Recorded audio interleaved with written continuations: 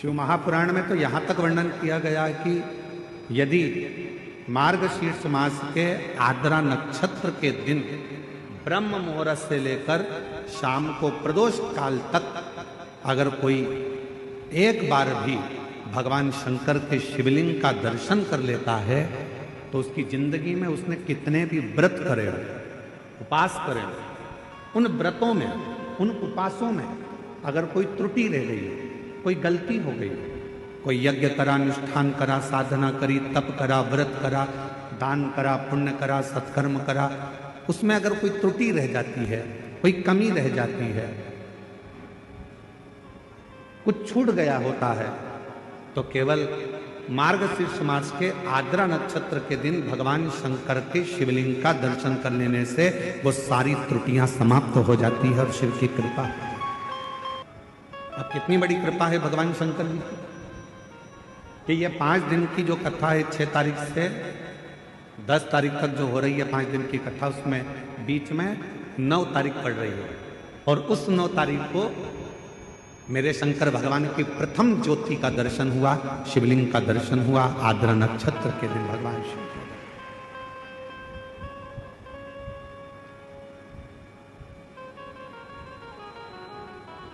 हम निवेदन करेंगे सभी सनातनियों से, सभी शिव भक्तों से, चाहे आप राम जी की आराधना करते हो, चाहे आप भगवान ब्रह्मा की आराधना करते हो, चाहे आप कृष्ण की आराधना करते हो, चाहे आप किसी भी देवी देवता की आराधना करते हो, पर 9 नवंबर आर्द्रा नक्षत्र के दिन मार्गशीर्ष मास के अंतर्गत 9 नवंबर को आर्द्रा नक्षत्र में शंकर जी के मंदिर में जाकर दर्शन एक बार अवश्य करो और भगवान शिव की कथा का रसपान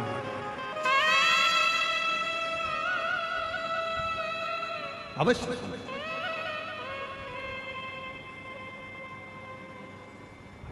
और शंभु शरणे मांगू घड़ी दुख काटो दया कर दर्शन।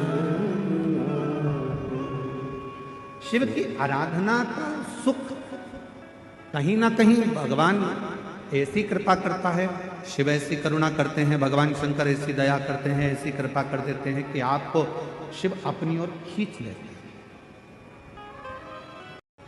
अगर मनुष्य की देह मिले तो 3 चीजों से बचना। पहले नंबर पर है कर्ज, दूसरे नंबर पर है क्लेश और तीसरे नंबर पर है कलंक। यदि संसार में जन्म मिले तो इन 3 चीजों से बचने का प्रयास करो। पहले नंबर पर है कर्ज।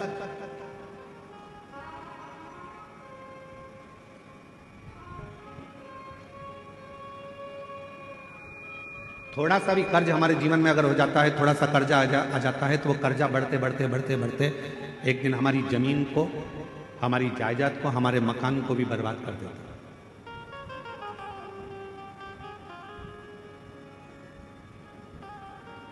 मेरे छत्तीसगढ़िया रहवासियों से पहले भी निवेदन करा था भिलाई में, और आज फिर छत्तीसगढ़िया के रहवासियों से निवेदन करूंगा, मेरे छत्तीसगढ़ के रहवासियों से कहूंगा कि अपनी जमीन को बेचकर शहर जाने का प्लान मत बनाओ, बल्कि अपनी गांव को इतना उज्जवल बनाओ कि शहर का आदमी भी तुम्हारे गांव को देखने के लिए पहुंचे। एक सच्चा छत्तीसगढ़िया, हम अपनी भाषा में कहते हैं जय जोहार।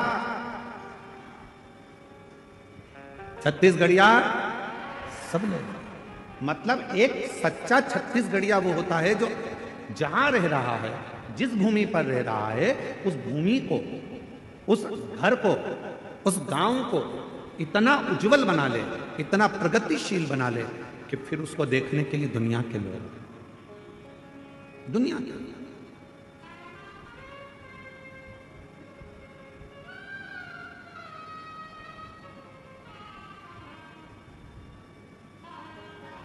यहां जितने छत्तीसगढ़ के मेरे जीजी जीजा बैठे हैं, आप सब कोई साधारण नहीं हो, जितने भी बैठे हो आप भगवान श्री राम जी के नाना जी और नानी जी हो। छत्तीसगढ़ वालों को ये गौरव होना चाहिए कि हम कौशल प्रदेश के हैं, माँ कौशल्या जी के गांव के हैं और भगवान राम जी हमारे भांजे हैं। सहजता नहीं है। शिव भक्त को शिव महापुराण की कथा कर रही है, संसार के रहवासियों को 3 चीजों से बचना चाहिए। पहले नंबर पर है कर्जा, दूसरे नंबर पर है क्लेश, तीसरे नंबर पर है कलंक। ये 3 चीजें जब व्यक्ति के जीवन में अगर हो जाती है तो पूरा जीवन बर्बाद हो जाता है, पूरा। पहला बच्चों कर्ज से। 10 रुपए भी किसी का अगर कर्जा है तो वह हमको एक ना एक दिन डुबो देगा, इसलिए कर्जे से बचने का प्रयास करो। आज हो क्या रहा है, लाओ हम तुम्हें कर्जा दे देंगे। बड़ी बड़ी कंपनियां खुली हैं, बड़े बड़े बैंक खुले हुए हैं जो दिन रात मोटरसाइकिल पे अपने अपने फ्लेक्स लगाकर दिन रात कहते हैं लो एक दिन में हम लोन देते हैं। गाड़ी पर लोन ले लो, मकान पर लोन ले लो, जमीन पर लोन ले लो, लोन ले लो, लोन ले लो, पैसा ले लो, पैसा ले लो। आज क्यों देने को तैयार बैठे? वो चाहते हैं कि आप थोड़ा सा लोन लोगे, धीरे धीरे वो चुका नहीं पाओगे तो एक दिन तुम्हारी जमीन भी चली जाएगी, मकान भी चले जाएगा और मालूम पड़ा एक दिन जो रखा हुआ धन है वो पूरा बर्बाद हो जाएगा। समझ की जरूरत है। लोन देने वाली कंपनियां बढ़ गई, लोन लेने वाले बढ़ गए, पर अब समझ की जरूरत है कि हमको ना कर्ज लेना है, ना हमको क्लेश में रहना है और ना हमको कलंक में रहना है। हमें तो शंकर भगवान की अविरल भक्ति में रहना है, शिव की वजह से। कर्ज से थोड़ा सा बचना, थोड़ा सा। और जब यह मानव देह कर्ज से बच जाए तो इसको क्लेश से बचाने का प्रयास करो कि परिवार में रह रहे हो, गांव में रह रहे हो, नाते रिश्तों में रह रहे हो, कुटुंब कबीले में रह रहे हो, कोई क्लेश नहीं होना चाहिए। आपस में थोड़ा साझा बनाकर, थोड़ा सा।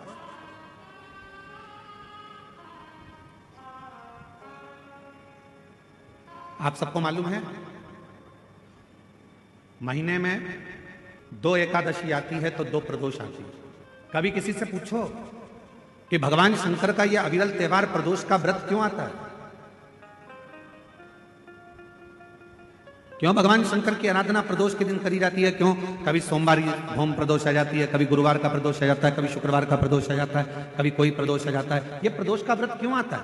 उसका एक कारण है भगवान शंकर प्रदोष का व्रत धारण कर कर फिर अगला जो दिन होता है उस दिन मेरे शंकर भगवान अपने सारे गणों के साथ नंदी, भृंगी, श्रृंगी, नर, गंधर्व, अप्सरा, किन्नर, देवता, पशु, पक्षी जितने भी होते हैं मेरे शिव सबके साथ बैठकर अपना महाप्रसाद ग्रहण करते हैं।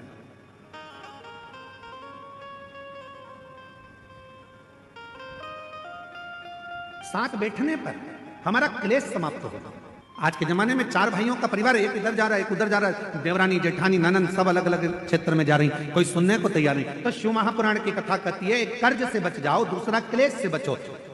हफ्ते में, महीने में एक दिन ऐसा बनाओ जिस दिन मेरे घर के पूरा परिवार एक जगह पर एकत्रित हो, भोजन करें, साथ बैठें, साथ बैठकर अपने परिवार की चर्चा। हम ये भी नहीं कहेंगे कि तुम किसी परमात्मा की आराधना करो कि साधना की आराधना, आप तो साथ बैठो, अपना मनन चिंतन करो कि हमें अपने घर को कैसे संवारना है, हमें अपने परिवार को कैसे संवारना है, हमें अपने बच्चों को उच्च शिक्षा कैसे देना है, हमें अच्छी चिकित्सा कैसे देना है।